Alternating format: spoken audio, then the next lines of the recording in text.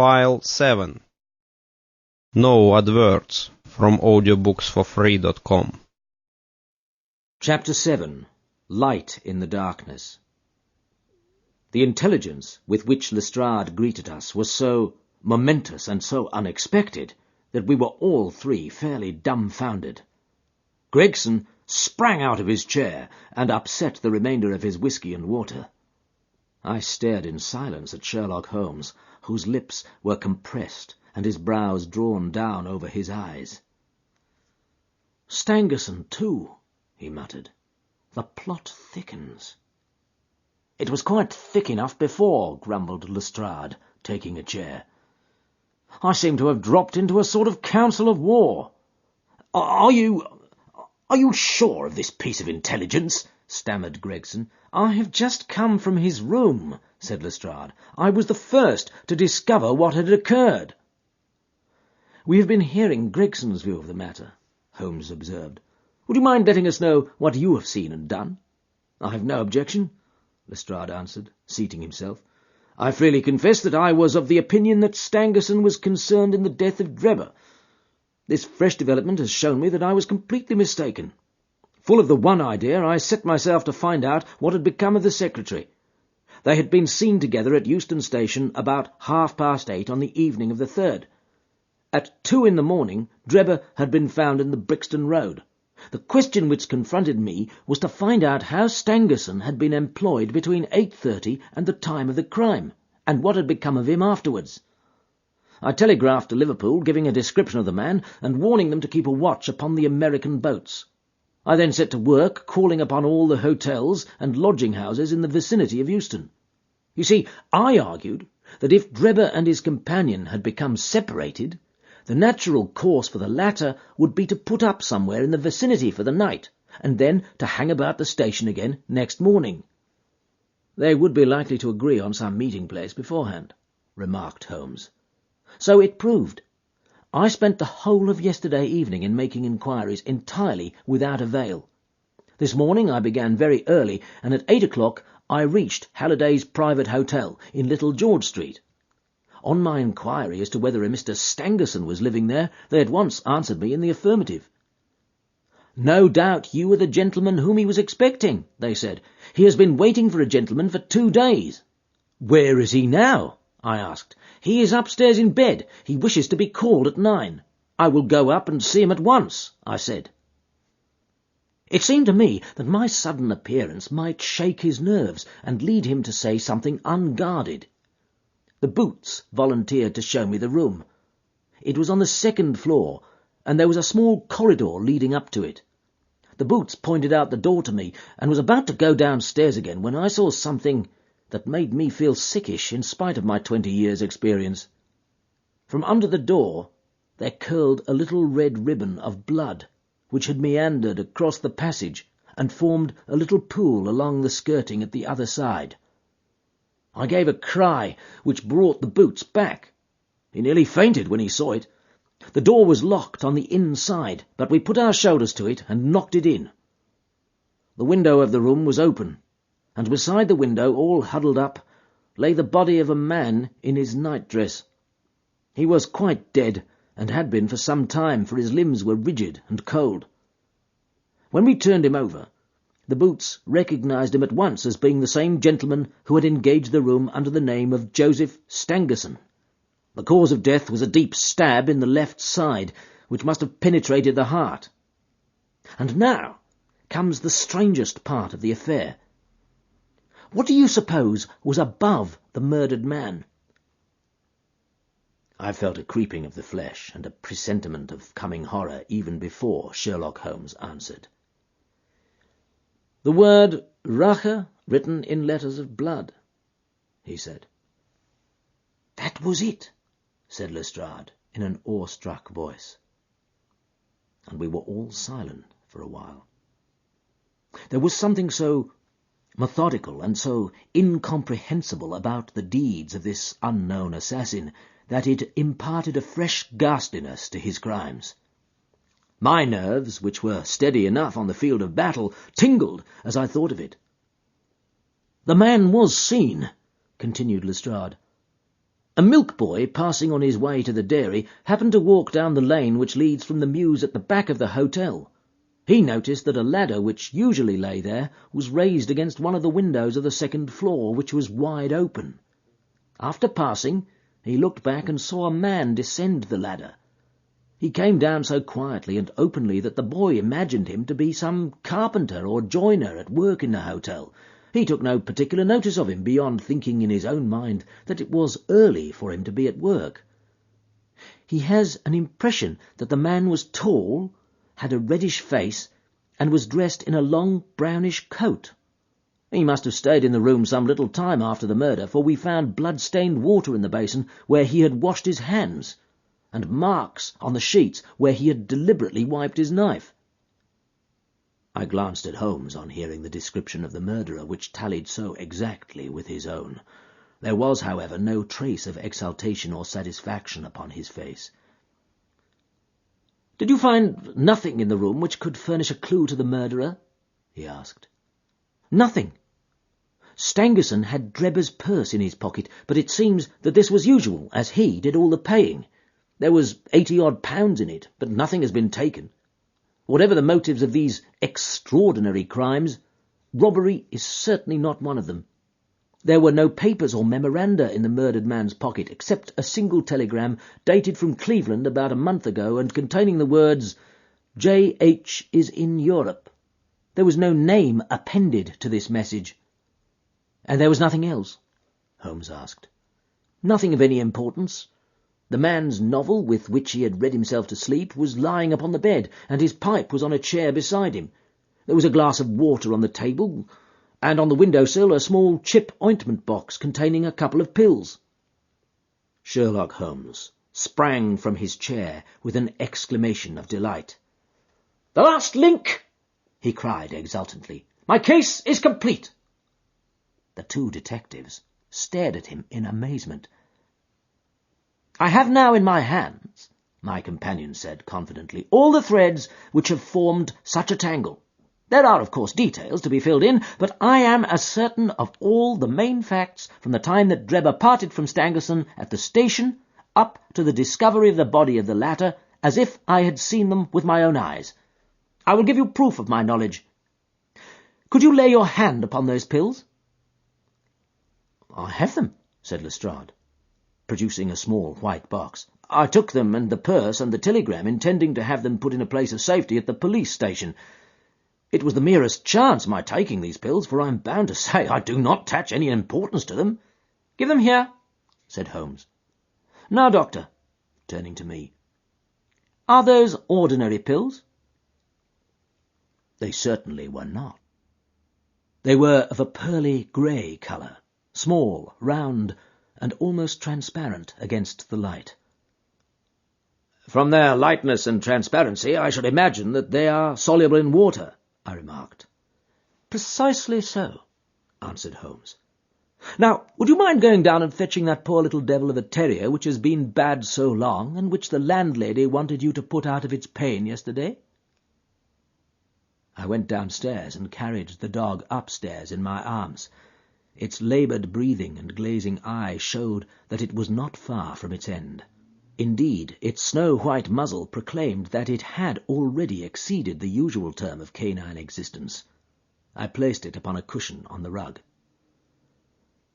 "I will now cut one of these pills in two," said Holmes, and drawing his penknife, he suited the action to the word. "One half we return into the box for future purposes. The other half I will place in this wine-glass, in which is a teaspoonful of water. You perceive that our friend the doctor is right, and that it readily dissolves." "This may be very interesting," said Lestrade, in the injured tone of one who suspects that he is being laughed at. "I cannot see, however, what it has to do with the death of Mr. Joseph Stangerson." "Patience, my friend, patience. You will find in time that it has everything to do with it.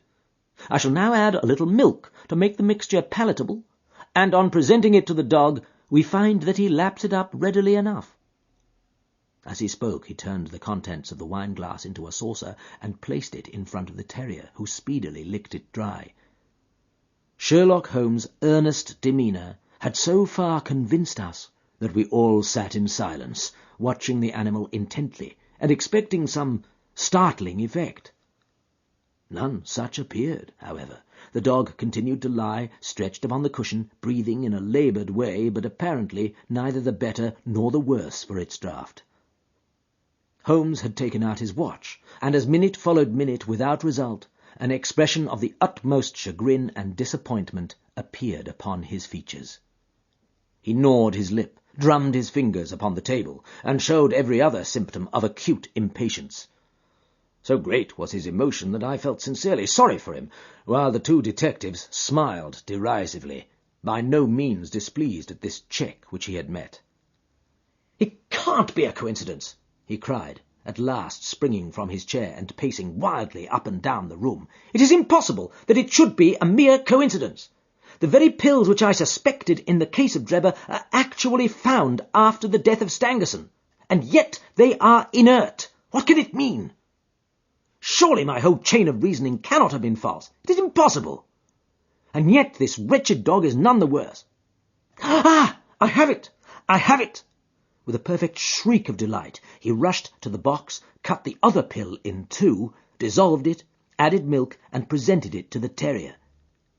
The unfortunate creature's tongue seemed hardly to have been moistened in it before it gave a convulsive shiver in every limb, and lay as rigid and lifeless as if it had been struck by lightning. Sherlock Holmes drew a long breath and wiped the perspiration from his forehead.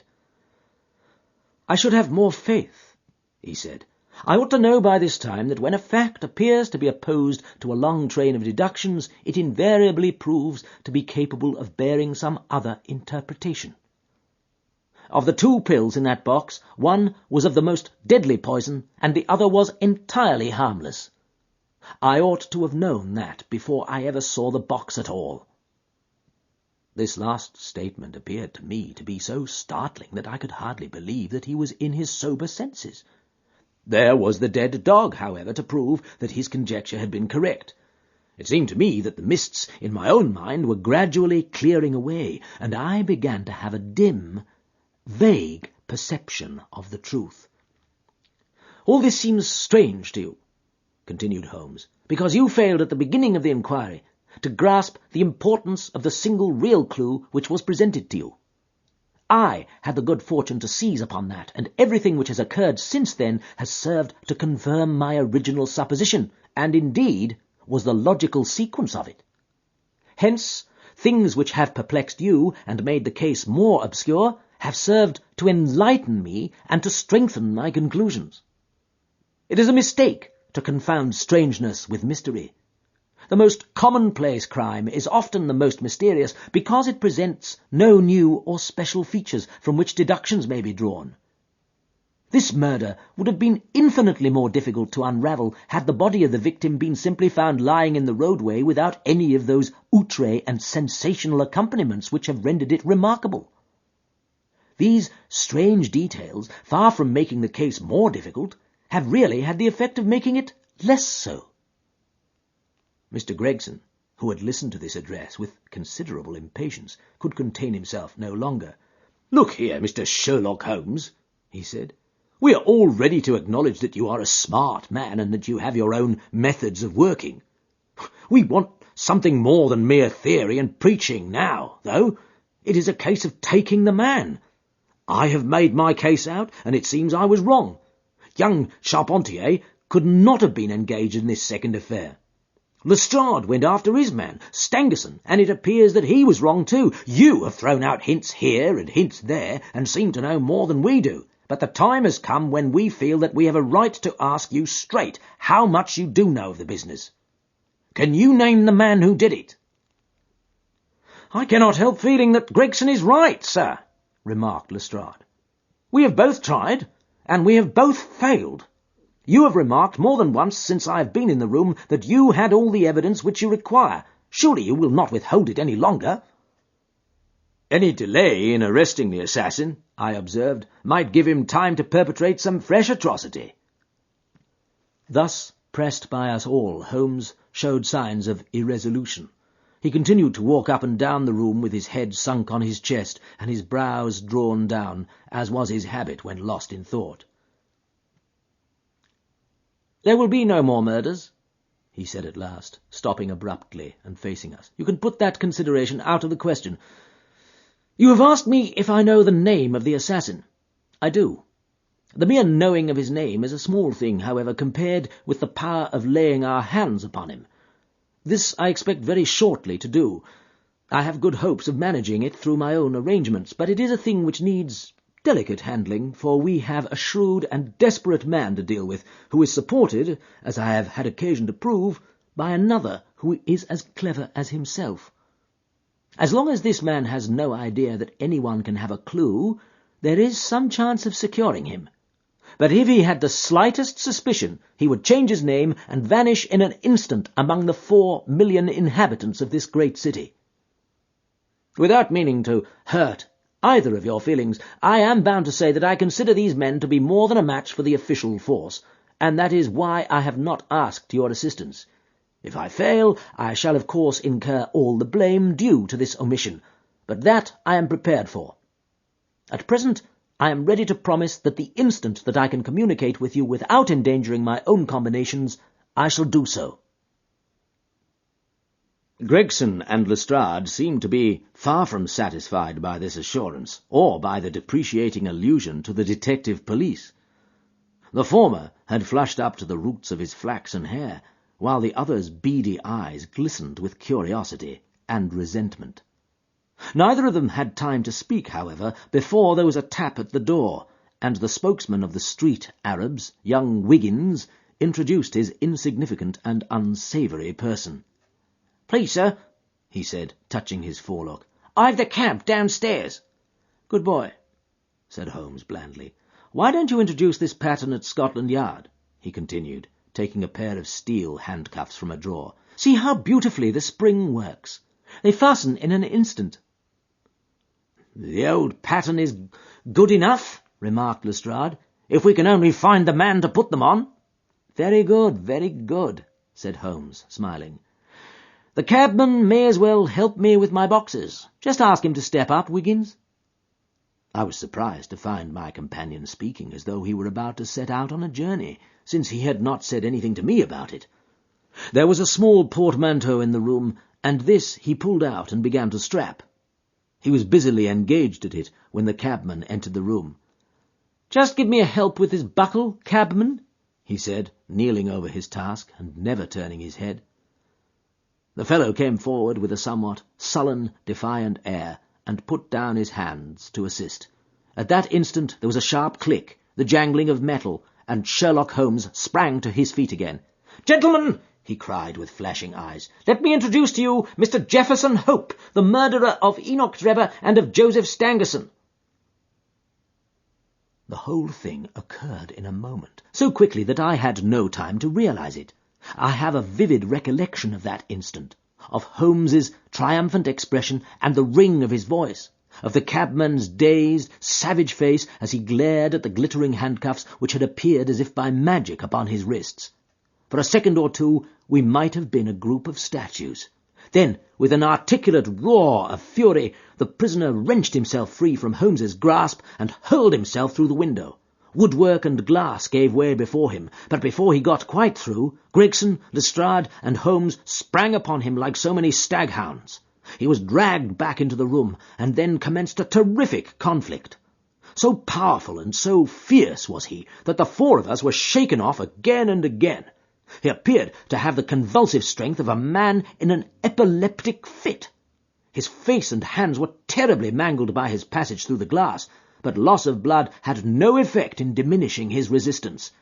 It was not until Lestrade succeeded in getting his hand inside his neckcloth and half strangling him that we made him realize that his struggles were of no avail, and even then we felt no security until we had pinioned his feet as well as his hands. That done, we rose to our feet, breathless and panting. We have his cab," said Sherlock Holmes. "It will serve to take him to Scotland Yard. And now, gentlemen," he continued, with a pleasant smile, "we have reached the end of our little mystery. You are very welcome to put any questions that you like to me now, and there is no danger that I will refuse to answer them.